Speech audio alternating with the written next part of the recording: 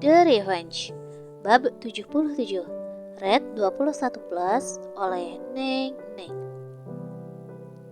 Dengan tangan masih bergetar hebat, kini Kiara sudah berada di dalam mobilnya, melirik pada jalanan sekitar seolah tengah menikmati pemandangan berupa pepohonan yang telah mobilnya lewati. Sementara itu asisten Kim dan Alex hanya setia dalam heningnya. Terdengar napas-napas pelan dan teratur dari keduanya, seolah enggan untuk mengganggu Kiara yang kini tengah duduk termenung dengan tenang. Di depan sana, bisakah kita hentikan mobilnya? Kalian boleh keluar dulu dari dalam mobil. Tunggu aku di luar saja. Kiara memerintah setelah dirasa sudah mampu menguasai diri. Tapi, Nona, asisten Kim selalu saja menyangkal setiap perintah yang dikatakan oleh Kiara. Lakukan saja. Aku hanya ingin membaca ini sendirian. Beri aku waktu. Dan seperti biasa juga, asisten Kim pada akhirnya tidak akan mampu menentang keinginan Kiara. Gadis dengan setelan kerja berwarna hitam itu menurut, segera keluar dari dalam mobil setelah mobil berhenti di bawah pohon yang cukup rindang.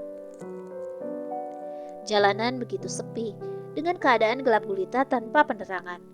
Suasana sekitar terlihat lebih mencekam dan sedikit menakutkan, didukung pula oleh suara binatang malam yang terdengar sedikit horor. Alex berulang kali menepuk nyamuk yang dengan tidak sopannya malah berulang kali menempel di kulit tangannya yang kekar. Sementara asisten Kim yang menggunakan setelan panjang hanya menghela napas dengan lelah. Duduk berdampingan seperti itu membuat keduanya terlihat begitu canggung. Dengan pandangan lurus pada mobil di depannya, mereka berdua tidak berusaha untuk membuka suara. Sementara itu di dalam mobil, Kiara tengah memejamkan matanya erat. Gadis itu mencoba meremas kertas yang berada dalam genggamannya, seolah dia akan menghadapi maut. Kiara terlihat tegang, juga ketakutan dalam waktu bersamaan. Ibu, ayah, ini sedikit menakutkan bagiku. Aku tidak tahu monster mana yang sebetulnya telah membuat kalian pergi meninggalkan aku sendirian di dunia yang kejam ini. Kiara memejamkan matanya. Seketika hatinya mulai ditumbuhi ragu. Tiba-tiba kepalanya berpikir, bagaimana jika dia tidak membuka kertas tersebut? Bagaimana jika dia memilih untuk tidak mengetahui siapa dalang di balik pembunuhan kedua orang tuanya? Terkaan hatinya membuat sempat untuk urung membuka fakta. Pada kenyataannya, fakta di balik pembunuhan kedua orang tuanya adalah hal yang paling ditunggunya sejak bertahun yang lalu. Namun kini, setelah bukti sudah di depan mata, kenapa Kiara menjadi ragu?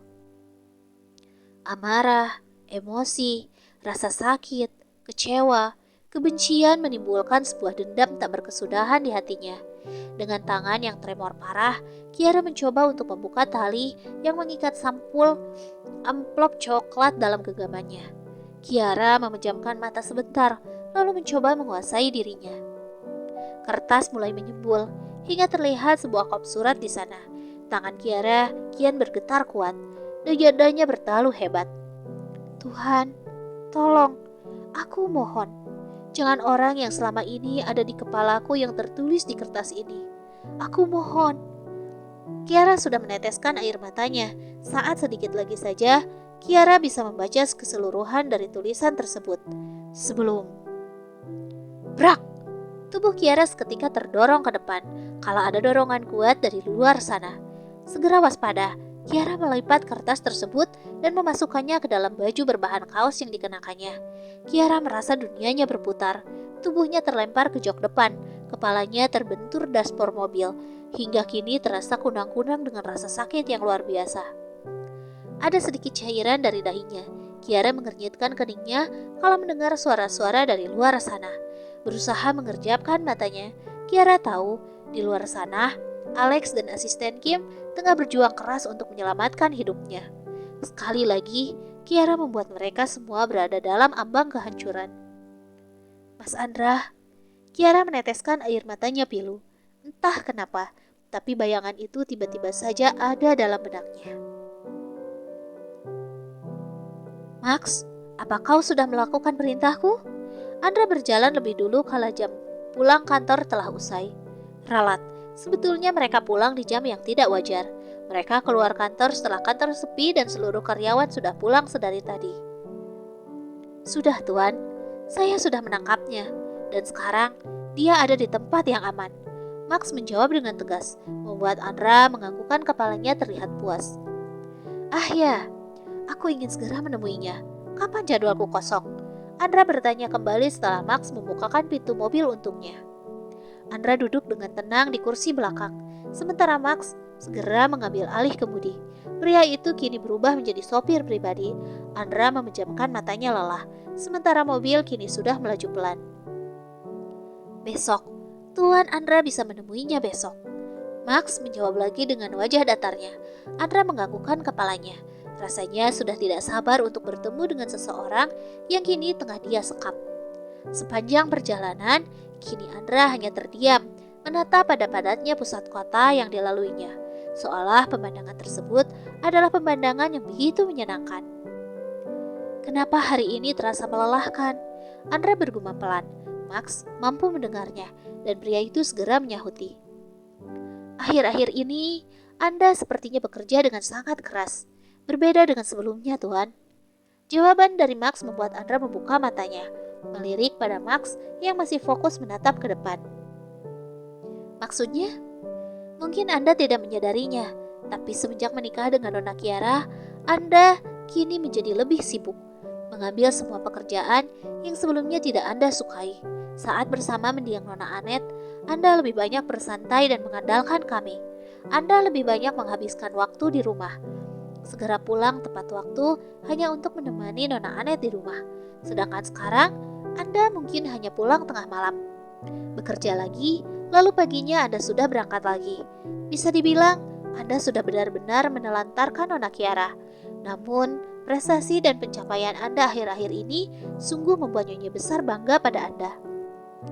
Andra terdiam. Sadar atau tidak, tapi apa yang diucapkan Max adalah kebenarannya.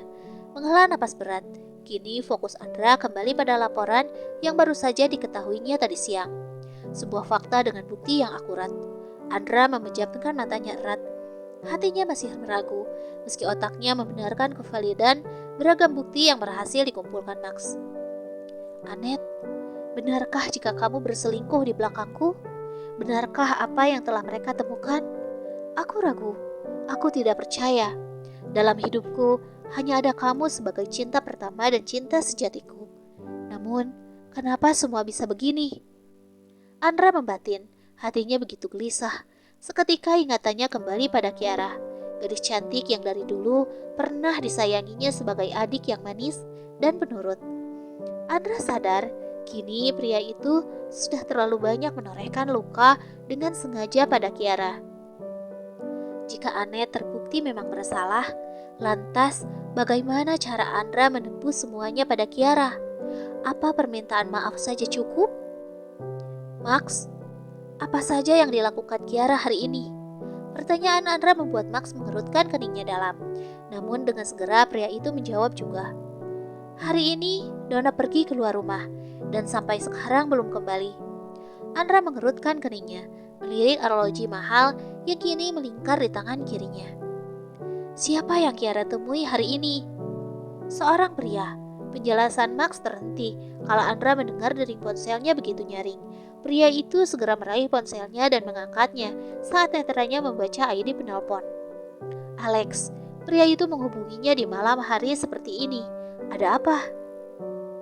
Halo? Tuan, Nona Kiara kecelakaan. Dia kritis. Tut tut tut.